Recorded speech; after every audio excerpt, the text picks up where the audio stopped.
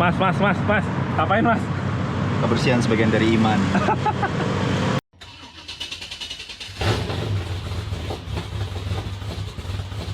Halo teman Undercar Vlog, ini adalah hari ketiga gua dan IOF melakukan rescue untuk banjir Jakarta. Cuma mohon maaf, emang gue sempat bilang di Instagram, gue kali ini nggak bisa bikinin vlognya karena menghargai juga para korban banjir. Tapi sebagai gantinya, gue akan ngebikin review mobil yang dipakai untuk rescue banjir. Semoga jadi inspirasi juga apa aja sih biasanya modif yang mesti dilakukan. Oke, di samping gue ini adalah Mitsubishi Triton HDX tahun 2017. Ini adalah mobil yang kali ini gue gunakan untuk rescue, dan mobil ini memang dibangun untuk kebutuhan rescue seperti banjir ataupun bencana alam lainnya. Jadi mobil ini sekilas emang ubahannya itu nggak terlalu banyak, menurut gue masih cukup simple, tapi barang-barang yang menempel itu memiliki fungsinya masing-masing ya. Jadi nggak sekedar buat gaya aja, tapi lebih ke arah untuk fungsionalnya. Dari depan dulu, ini untuk depannya bumper aslinya tetap digunakan, tapi ditambahkan bumper yang dari pipa ya. Bentuknya itu ngelindungin sampai ke bagian samping. Jadi kalau misalnya sedang proses operasi, evakuasi dan segala macam, ini bisa melindungi juga dari benturan yang ada. Dan kalau modelnya yang dia pipanya itu mengarah ke samping sampai ke bagian bener di sampingnya sini ya. Ini gunanya juga supaya kalau misalnya kayak kena pohon dan lain-lain, dia benar-benar bisa menggeser sampai lolos ke bagian samping. Itu dia fungsi bumper yang seperti ini ketimbang yang model bulbar yang lurus aja gitu. Kalau ini modelnya dia digeser ke samping, objek-objek yang mungkin tertabrak sama mobil ini. Terus di bagian sini, ini winch-nya ada di bagian dalam ya. Jadi karena winch ada di bagian dalam, mobil ini otomatis tidak terlalu tonggos. Ini winch-nya pakai Warren 9,5 XP. Udah gitu dia modelnya udah menggunakan seling yang plasma. Jadi bukan seling yang baja lagi ya.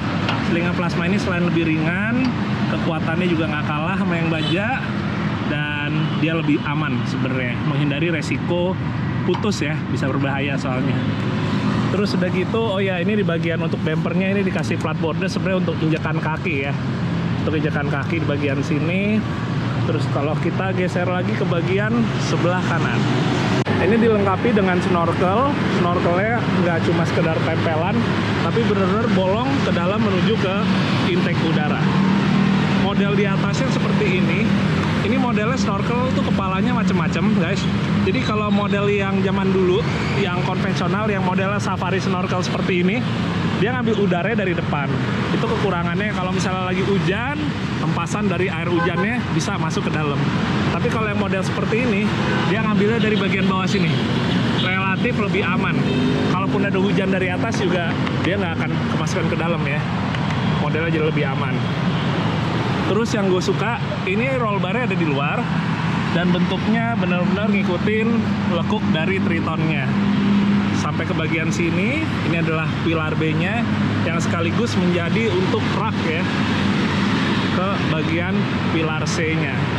Kalau teman-teman lihat sekarang untuk gaya yang overland itu modelnya juga udah pakai rak seperti ini ya. Terus di atasnya itu biasanya mereka pakai roof tent, ini pakai roof rack untuk membawa segala macam jenis barang. Kayak misalnya kalau di sini ada kotak-kotak militer untuk berbagai macam toolkit yang penting dibawa. Selain itu, ini roof rack-nya juga dilengkapi dengan ada semacam untuk matanya di sini untuk berbagai macam kebutuhan ya, termasuk untuk ikat barang-barang yang di atas. Kalau kita geser lagi, ini ada 2 buah lampu LED yang fungsinya nggak cuma buat mundur, tapi kalau kita buat kerja yang posisinya ada di bagian belakang mobil. Kalau geser lagi, ini adalah lift jack. Nah, lift jack ini posisinya kalau di atas ini emang rapih. Cuma satu lagi kekurangannya, karena dia posisinya tinggi, kalau kita untuk naik turuninnya agak lebih repot ya. Karena kan nggak enteng juga nih. Jadi memang ada kelebihan dan kekurangannya.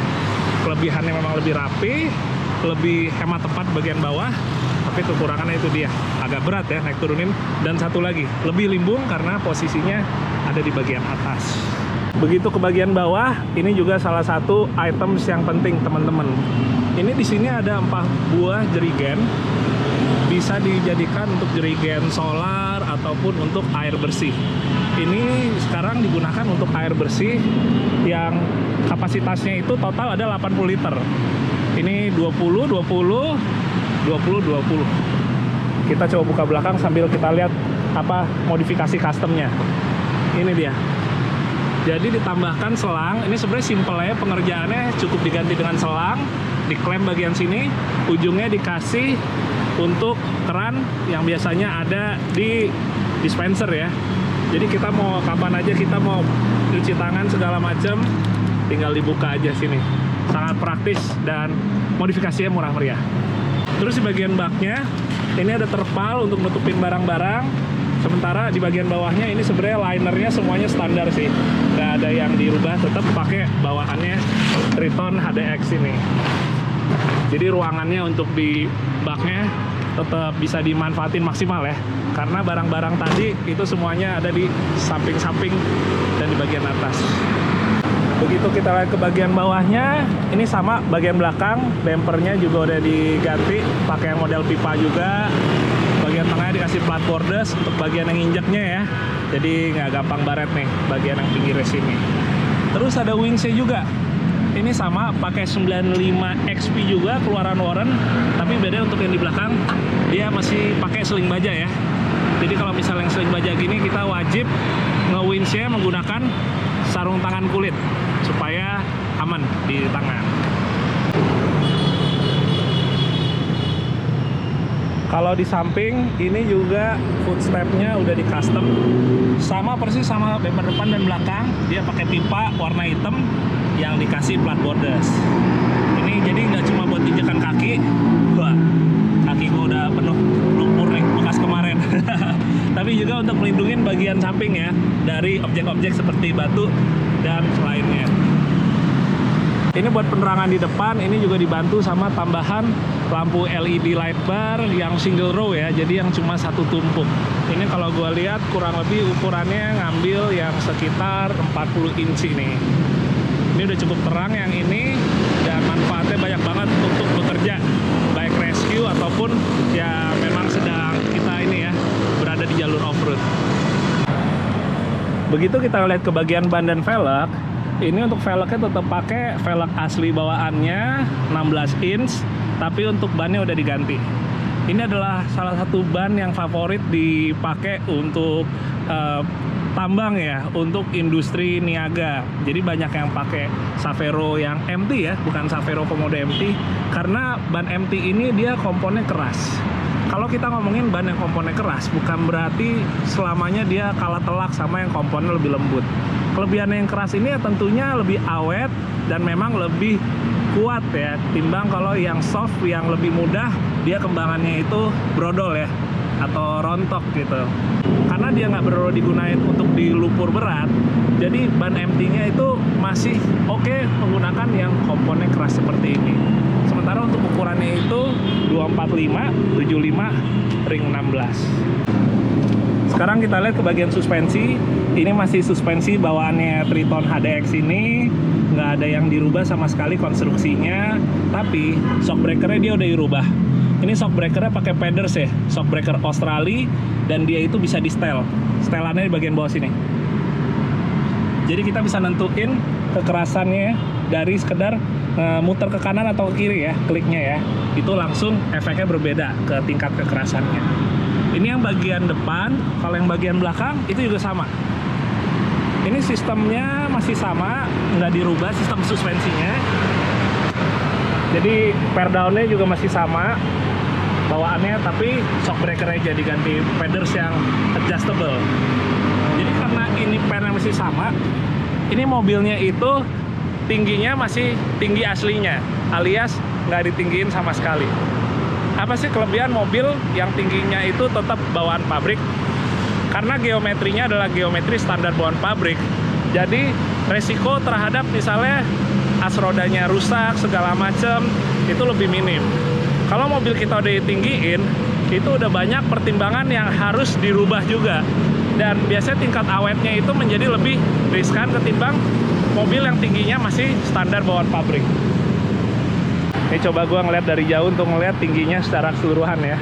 Dan ini tingginya masih seperti Triton standar, karena untuk kita rescue itu sebenarnya udah cukup. Kalau kita ngomongin nanti mesinnya gampang mogok kalau nggak ditinggiin, jawabannya itu justru ada di snorkel. Nah, jadi karena udah pakai snorkel, dia ngambil udara udah dari sini. Kalau kita berendam segala macam, insya Allah itu akan aman selama emang airnya nggak masuk ke sini. Jadi lebih baik dipasang snorkel ketimbang mobilnya ditinggiin, tapi juga pengubahannya nggak terlalu sesuai, yang ada jadi nggak stabil segala macem dan lebih beresiko buat kita.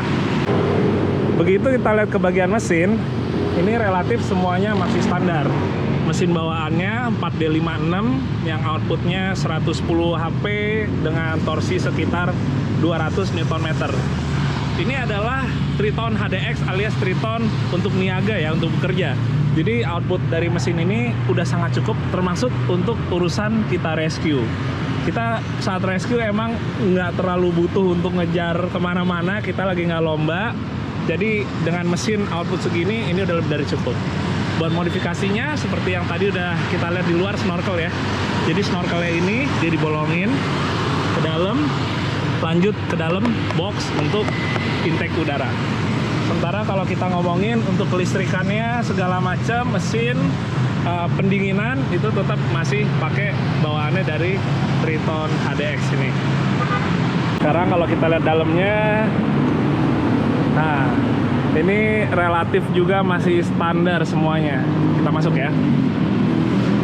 Jadi bagian dalam ini paling yang berbeda itu cuma tambahan alat komunikasi, terus juga tetap ada untuk sirinenya. Dan seperti mungkin gue sempat sampein juga di video-videonya, ada kayak begininya. Kalau misalnya kita pakai mobil seperti ini, memang seperti ini menjadi salah satu hal yang tetap semestinya ada ya, karena ini menyangkut emergency ya, darurat. Tapi tetap kita makainya harus sesuai tempat ya, jadi nggak asal tiap saat kita tatot-tatot aja gitu. Selain itu yang lain sih nggak ada yang beda sama sekali. Mungkin radio aja nih pakai ICOM untuk radio komunikasinya di atas ini. Terus gearbox, karena ini HDX, ini gearboxnya pakai gearbox manual 5 speed. Dia transfer case-nya modelnya tetap pakai yang tuas ya. Jadi lebih bandel juga nih kalau yang model tuas gini, lebih minim kerusakan kalau misalnya kita kayak banjir-banjiran misalnya. Oh iya, di dalam juga ada tambahan roll bar lagi ya.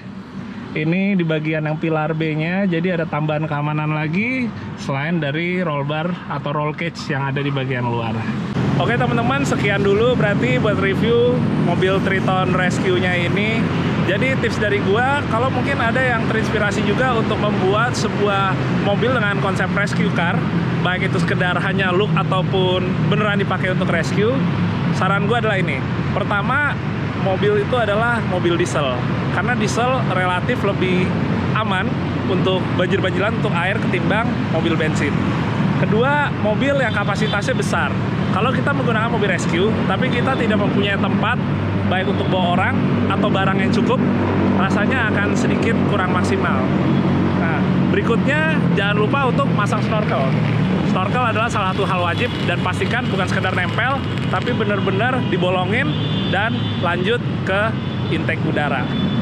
Selanjutnya, kalau kita ngomongin untuk ban dan kaki-kaki, itu sebenarnya kita nggak perlu buat ninggiin banget. Dan ukuran bannya gue saranin tetap ban yang nggak terlalu jauh dari ukuran standar. Kenapa demikian? Itu untuk safety juga, baik kita ngomongin pengereman, untuk stabilitas di jalan rayanya, dan lain-lain. Dan yang terakhir, jangan lupa untuk menyediakan tempat untuk kita bawa segala macam kebutuhan rescue. Baik untuk jerigen, untuk dongkrak high lift misalnya, terus habis itu untuk bagian-bagian lain yang emang sifatnya untuk membantu saat terjadi bencana. Oke, itu aja, semoga bermanfaat, dan terima kasih untuk doa supportnya terhadap pemulihan dari banjir di Jabodetabek ini. Semoga kita semua dapat berkah yang setimpal. Oke, sampai ketemu lagi, dadah.